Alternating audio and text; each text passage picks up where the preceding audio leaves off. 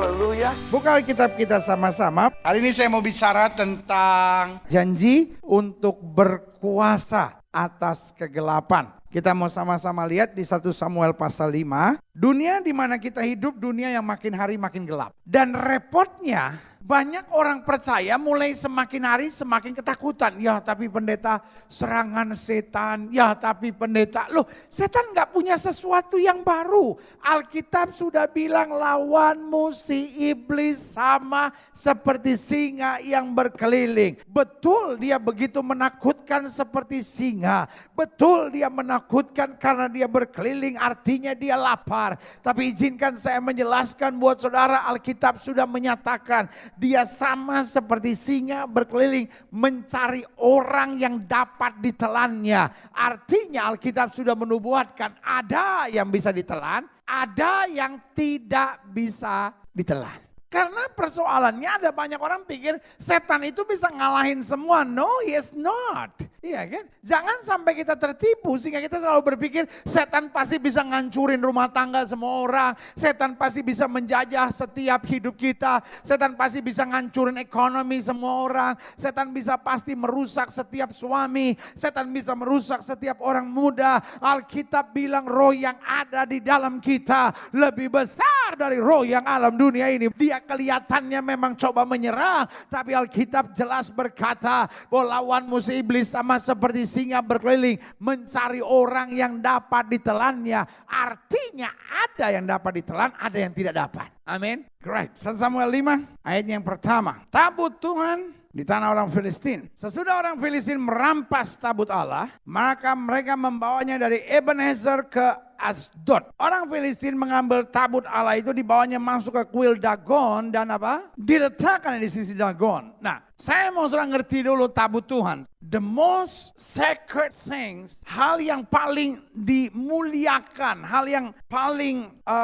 sakral buat orang Israel waktu itu adalah tabut Tuhan. Kalau saya tanya sama saya, kenapa paling sakral? Karena mereka percaya selama tabut Tuhan ada, mereka menang. Dan selama mereka ada tabut Tuhan, maka mereka mampu mengalahkan musuh. Dan satu-satunya tanda bahwa Tuhan sudah mundur dari mereka, roh Tuhan sudah undur dari mereka, kalau tabut Tuhan berhasil dirampas. Sehingga setiap musuh orang Israel, baik itu Filistin, baik itu Amalek, kalau mereka bisa mengalahkan orang Israel, maka hal yang pertama yang mereka buat, mereka merampas tabut Tuhan itu. Nah, kita lihat orang Filistin berhasil mengalahkannya dan dibawanya tabut Tuhan dimasukin ke kuil Dagon. Dagon adalah dewanya orang Filistin yang paling kuat. Nah, pikirannya orang Filistin biar dia kerjasama. Jadi berhala yang paling kuat milik orang Filistin menurut mereka digabungkan dengan kekuatan yang paling besar yang dimiliki oleh Israel. Ini pasti jadi kekuatan yang luar biasa. Ini jadi perusahaan patungan joint venture yang luar biasa. Ya, kan? Dan saya pernah ngalamin betul, ada keluarga yang baru bertobat, baru saya baptis dari kegelapan. Jadi tadinya berhala sekali, dan sekarang udah jadi anak Tuhan gitu. Saya masuk rumahnya, saya senang. Waktu saya masuk, saya lihat udah ada salib besar sekali. Saya bilang, wah Pak, Ibu, hebat ya. Sekarang udah bertobat, sekarang udah berani pasang salib di sini. Ya pendeta, kita akan harus berani mengakui Yesus sebagai Tuhan dan Juru Selamat. Dia pakai ayat itu lagi. Karena barang siapa malu mengaku Yesus sebagai Tuhan dan Juru Selamat, nanti dia juga malu mengaku kita di hadapan Bapa di sorga. Amin. Saya bilang puji Tuhan. Saya duduk. Nah, rupanya kan kalau saya masuk, yang saya lihat kan seberang. Kalau saya duduk, yang saya lihat pintu. Di atas pintu masih ada kantongan-kantongan merah begitu. Jadi terus saya bilang gini, Pak, itu kenapa lupa Pak? Saya bilang gitu. Memang sih mantap Pak, udah ada salib. Tapi kok ini mesti dicabut-cabut Pak, lupa atau apa? Dia bilang, aduh gak boleh ya pendeta ya, gak boleh. Bener-bener kaget, kan kelihatan orang kaget sama bercanda kan kelihatan kan. Kaget, aduh gak boleh ya pendeta. Saya bilang, waduh gak boleh Pak. Aduh maaf Pak pendeta, saya baru sih belum ngerti. Saya pikir kalau kerjasama tambah kuat katanya gitu. Astaga. Tapi sekarang maksudnya saya taruh salibnya lebih besar, maksudnya yang mimpin tetap Yesus. Iya kan? Ini nopang aja gitu katanya, astaga. Aduh saudara gue yang kasih dalam Tuhan. Yesus gak usah ditambah apapun karena dia bisa menyelesaikan semuanya tepat pada waktunya. Amin. Kita lihat selanjutnya. Jadi tujuannya orang Filistin taruh tabut Tuhan ini supaya kerjasama sama Dagon. Ketika orang-orang Asdod bangun pagi-pagi pada keesokan harinya, tampaklah Dagon terjatuh dengan mukanya ke tanah di hadapan tabut Tuhan. Kaget Kaget dia, loh kok Dagon lagi menyembah tabut Tuhan ini gimana? Kerjasama yang gak sukses, iya kan? Lalu mereka mengambil Dagon dan mengembalikannya ke tempatnya. Mereka pikir, ini kenapa dia jatuh? Tapi ketika keesokan harinya mereka bangun pagi-pagi, tampaklah Dagon bukan cuman terjatuh dengan mukanya ke tanah, tapi tampaklah Dagon terjatuh dengan mukanya ke tanah di depan tabut Tuhan. Tetapi kepala Dagon dan kedua belah tangannya terpenggal, terpelanting gampang pintu. Hanya badan Dagon saja yang masih tinggal, hancur. Ayat 5. Itulah sebabnya para imam Dagon dan semua orang yang masuk ke dalam kuil Dagon tidak menginjak ambang pintu rumah Dagon yang di Asdod sampai hari ini. Tangan Tuhan menekan orang-orang Asdod itu dengan berat. Dan ia membingungkan mereka, ia menghajar mereka dengan borok-borok. Baik Asdod maupun daerah-daerahnya. Ketika dilihat orang-orang Asdod bahwa demikian halnya, berkatalah mereka, tabut Allah Israel tidak boleh tinggal pada kita. Oh haleluya. Jadi yang mereka takutkan adalah apa? Tabut Tuhan ini. Tabut Allah Israel tidak boleh tinggal pada kita. Sebab tangannya keras melawan kita dan melawan Dagon Allah kita. Ayat yang ke-8. Sebab itu mereka memanggil berkumpul kepadanya semua raja kota orang Filistin. Dan berkata, apakah akan kita lakukan dengan tabut Allah Israel itu? Lalu kata mereka, tabut Allah Israel harus dipindahkan ke Gad. Jadi mereka memindahkan tabut Allah Israel itu ke sana. Tetapi setelah mereka memindahkannya, maka tangan Tuhan mendatangkan kegemparan yang sangat besar ke kota itu. Ia menghajar orang kota itu, anak-anak dan orang dewasa sehingga timbul borok-borok pada mereka. Ayat 10. Lalu mereka mengantarkan tabut Allah itu ke Ekron. Tetapi setelah sampai tabut Allah itu di Ekron, berteriaklah orang Ekron itu demikian. Mereka memindahkan tabut Allah Israel kepada kita untuk mematikan kita dan bangsa kita. Sebab itu mereka memanggil berkumpul semua raja kota orang Filistin itu dan berkata, antarkanlah tabut Allah Israel itu. Biarlah ia kembali ke tempatnya supaya jangan dimatikannya kita dan bangsa kita. Sebab di seluruh kota itu ada kegemparan maut. Tangan Allah menekan orang-orang di sana dengan sangat berat. Orang-orang yang tidak mati dihajar dengan borok-borok. Sehingga teriakan kota itu naik apa? Ke langit. Nah, saudaraku yang kekasih dalam Tuhan. Saudara bisa lihat gak? Kuasa dari tabut Tuhan. Oh haleluya. Nah, sekarang tabut Tuhan sudah tidak ada. Iya kan? Alkitab bilang apa? Tubuhmu adalah bait dari Roh Kudus. Amin. Nah, kita tahu kalau kita memperhatikan tabernakel ada halaman, ada ruang suci, dan ada ruang maha suci. Betul? Di halaman ada apa? Di halaman ada dua hal yang penting. Yang pertama yaitu mesbah, ya kan, tempat korban dipersembahkan, ya kan. Jadi setiap kali orang masuk, yang pertama yang paling di depan adalah mesbah, tempat korban dipersembahkan. Nggak jauh kemudian ada kolam pembasuhan. Jadi di halaman itu ada dua hal yang penting. Yang pertama ada mesbah, karena tidak boleh kita datang pada Tuhan dengan tangan yang hampa kata Alkitab. Kita datang pada zaman itu harus dengan darah yang tertumpah. Makanya Alkitab berkata syukur kepada Allah dalam Yesus yang oleh darahnya kita dapat masuk ke hadapan hadirat Tuhan. Iya kan? Jadi setiap kali kita masuk harus membawa darah. Jadi kalau dosanya besar harus membawa lembu. Kalau dosanya agak kecil, kambing atau domba. Kalau dosanya lebih kecil lagi, burung tekukur. Jadi ada 3 tingkatan. Dosa paling besar, sapi atau lembu. Iya kan? Lalu kalau dosanya lebih kecil, kambing atau domba. Nah kalau dosanya lebih kecil lagi, burung tekukur. Kita mungkin kalau kita nih, gajah kayaknya.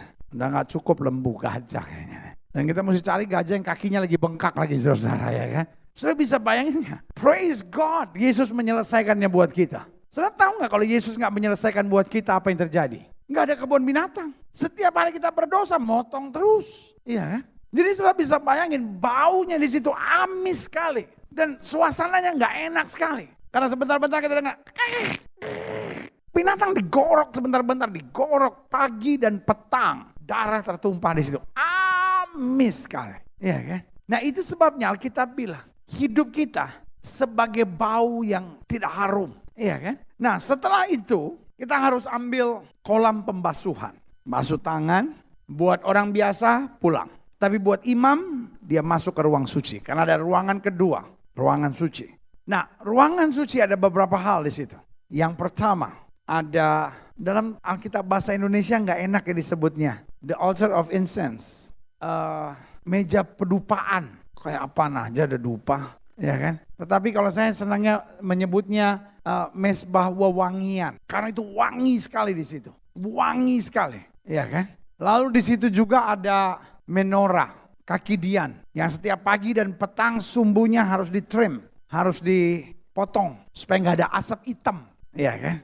Kadang-kadang kalau hidup kita penuh emosi, jengkel, marah-marah, asap hitam yang keluar. Ya kan, bentak maki orang, nah itu asap hitam. Kurang ditrim, kurang dibentuk gitu, diproses, ya kan. Potong sumbunya. Ini kalau saudara lihat suami saudara kok sekarang marah-marah, kurang potong sumbu nih. Kurang potong sumbu.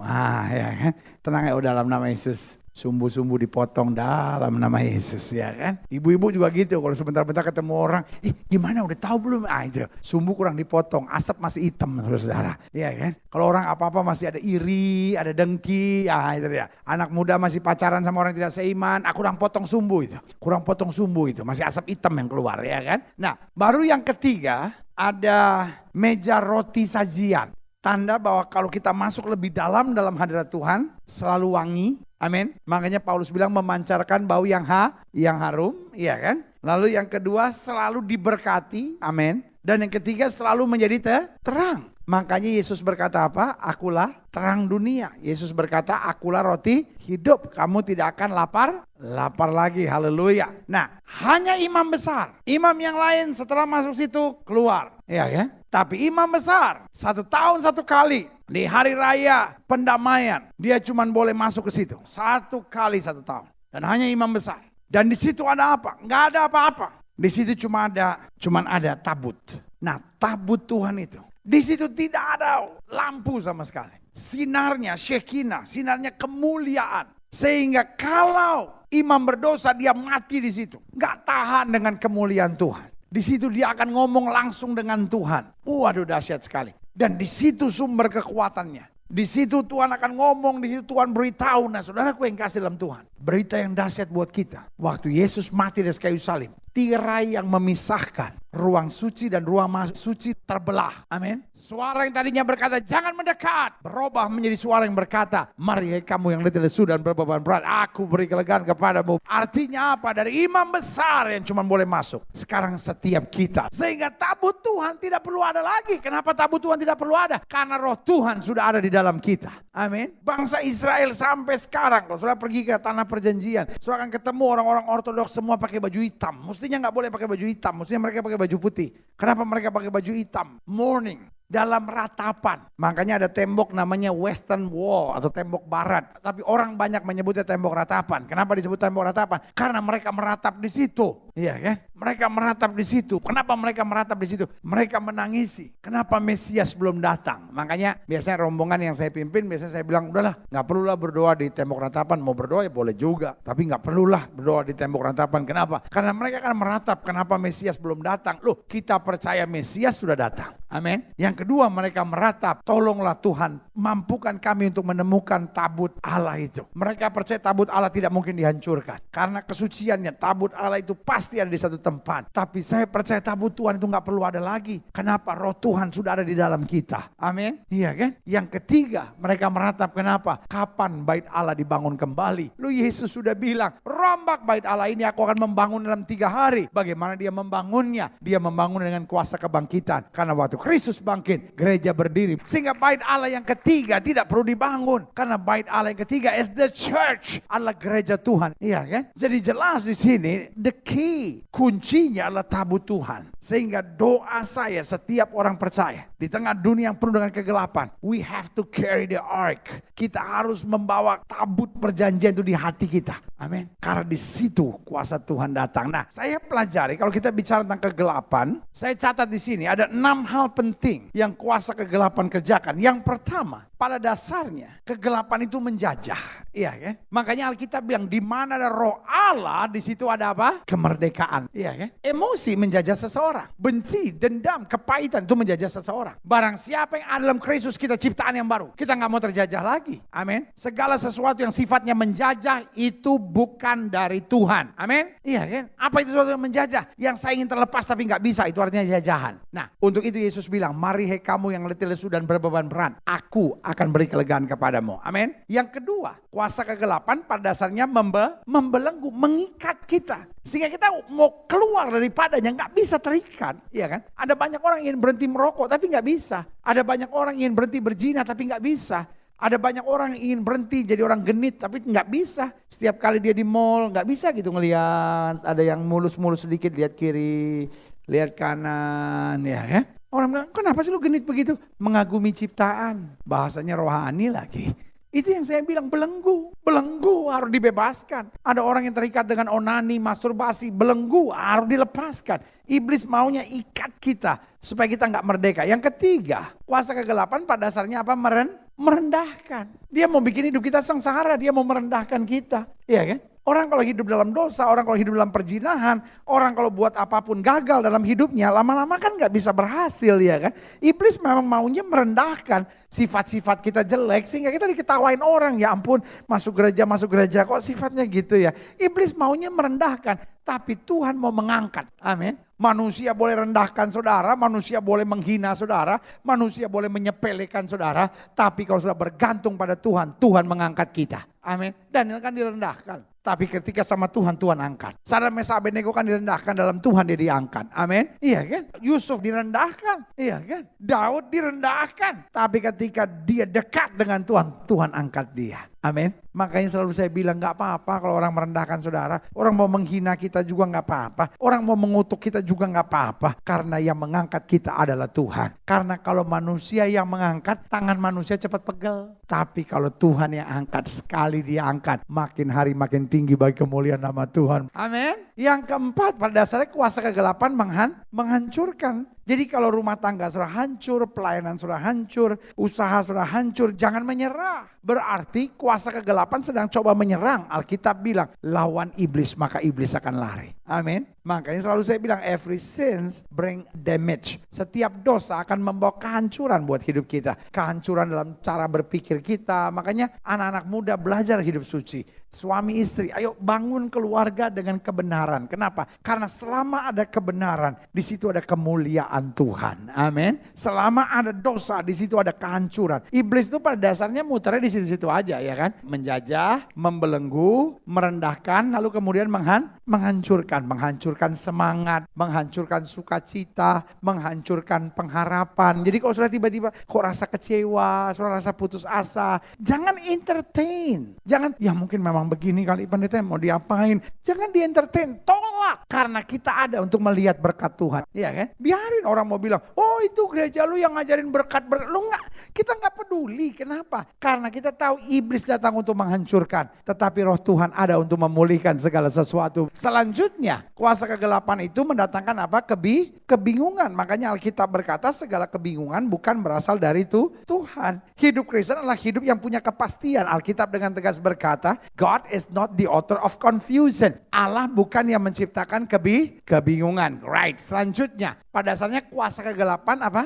Mengintimidasi. Ini dia ya kan. Setiap kali kita ngerasa aduh saya gak layak. Setiap kali kita merasa aduh saya gak bisa. Setiap kali kita merasa istri saya ini emang udah gak mungkin bisa berubah gitu ya kan. Dia intimidasi hidup kita. Dan selalu dia taruh ketidakmungkinan. Tetapi Alkitab bilang sesuai dengan imanmu jadi padamu. Amin. Hidup ini sesederhana itu. Jadi kalau sudah mulai merasa gini, aduh kayaknya usaha saya hancur nih pendeta. Aduh kayaknya anak-anak saya aduh nggak mungkin bisa bangkit nih. Aduh kayaknya rumah tangga saya udah nggak mungkin bisa dipertahankan nih. Aduh kayaknya saya salah kawin nih sama suami kayak begini nih. Aduh kayaknya saya salah nih gitu pilih istri kayak begini nih. Kalau udah mulai ada intimidasi gitu, tolak dalam nama Yesus, setan keluar. Karena di dalam Yesus, oh haleluya, ini yang saya terlalu percaya. Sesuai dengan iman kita jadi pada kita. Nah persoalan di sini sekedar agama, sekedar gereja, sekedar melakukan perbuatan keagamaan kita tidak dapat menaklukkan kegelapan. Namun kuasa, Alkitab bilang apa? Kerajaan Allah bukan hanya terdiri dari perkataan tetapi terdiri dari kuasa. Persoalan ada banyak orang Kristen yang cuma tahu janji Tuhan itu sorga dan kemenangan selesai, ya kan? Sehingga waktu kuasa setan dia pikir, oh ini mesti cari pendeta-pendeta tertentu nih. Tapi kalau saya nggak ada pendeta, saya sih ya cuma doa pembukaan sama doa makan aja saya pendeta ya kan?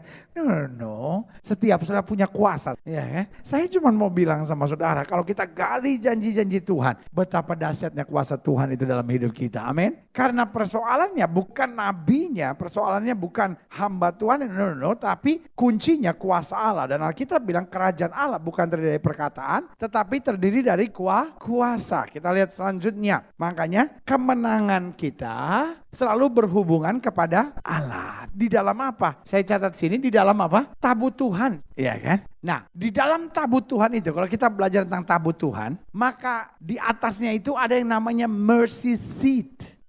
Kalau saya pernah dengar CD-nya Don Moen, kalau saya nggak salah. Iya, Don Moen. Itu pernah ada judulnya Mercy Seat. Enak, dalam bahasa Inggris terdengarnya enak. Bahasa Indonesia nggak enak. Tutup pendamaian. Apalagi maksudnya tutup pendamaian, ya kan? Mercy Seat. Seat dari kursi, di mana kemurahan Allah, di mana grace, di mana anugerah Allah tersedia. Itu dia, mercy seat. Iya kan? Tapi kalau kita tutup pendamaian, kayaknya ditutup baru damai, dibuka nggak damai. Bingung lah, iya kan? Saya lebih senang pakai istilah mercy seat. Karena kalau kita bicara tabut Allah, kita bukan bicara tentang law, tapi kita bicara tentang mercy. Amin. Karena waktu imam datang, dia memohon bukan haknya, tapi dia justru memohon mercy. Amin. Dia memohon anugerah. Sehingga hari ini saya mau bilang sama saudara, kalau kita dapat mercy, itu adalah kasih karunia Tuhan. Itu bukan sekedar, oh ya ini hak saya akan, no. Kita ini gak punya hak apa-apa. Upah dosa ialah maut, hak kita itu. Iya kan?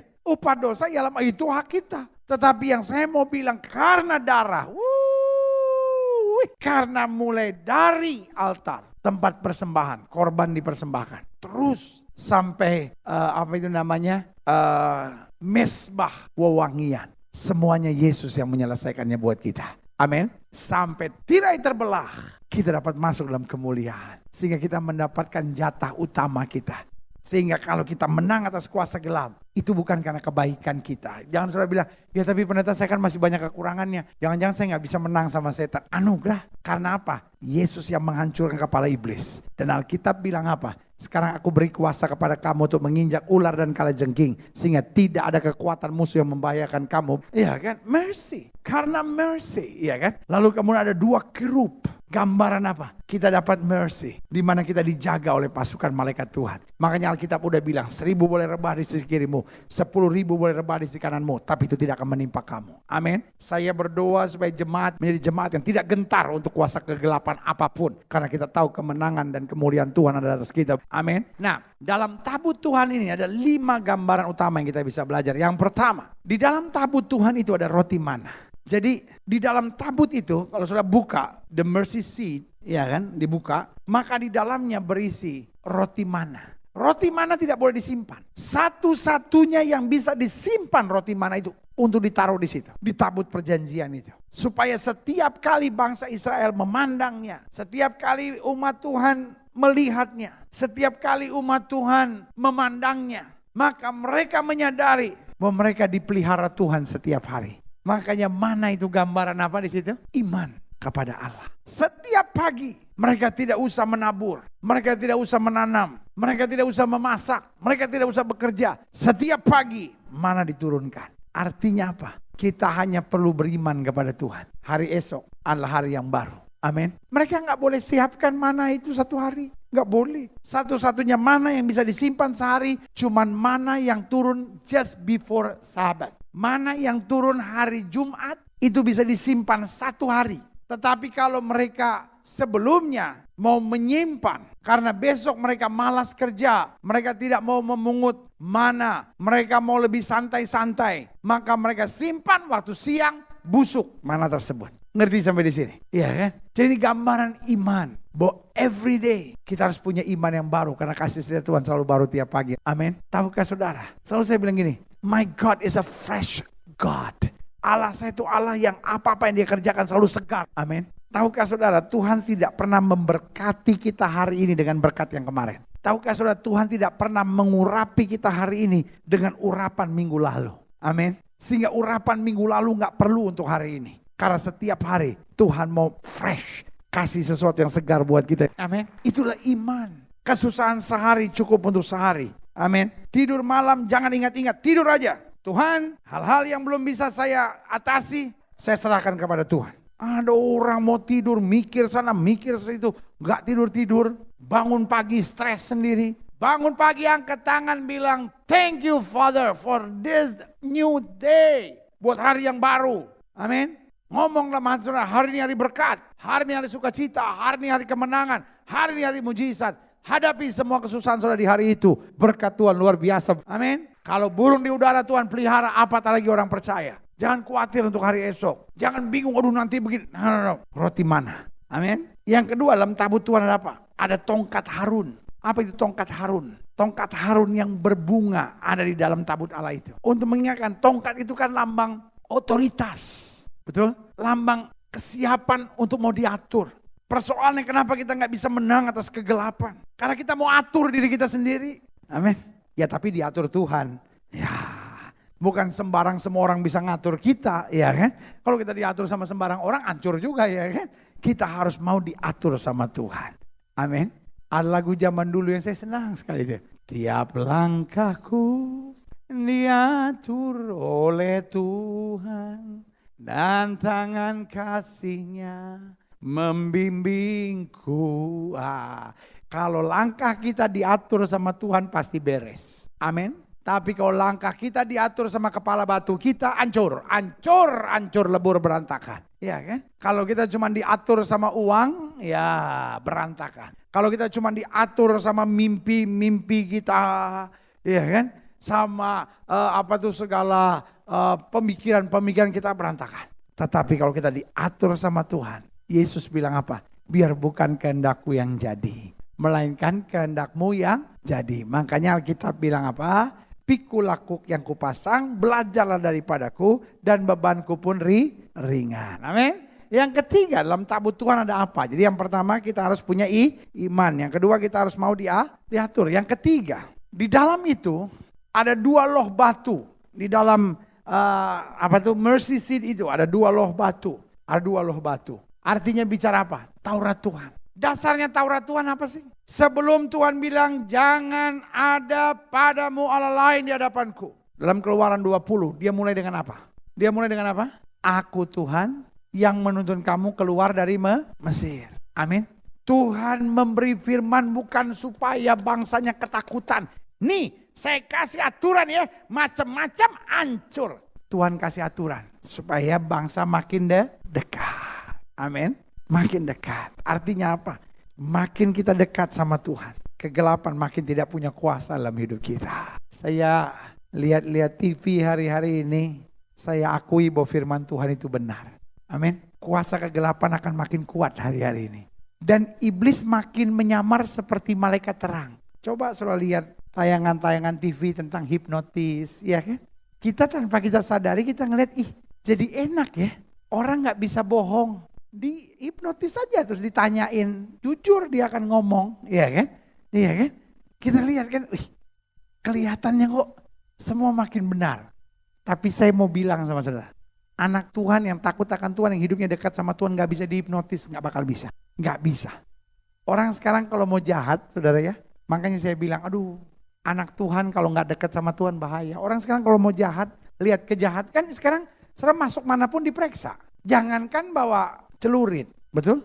Bawa kunci mobil aja bunyi, titit, ya kan? Zaman sekarang kan diperiksa, ya kan? Tetapi sudah bisa bayangkan kan?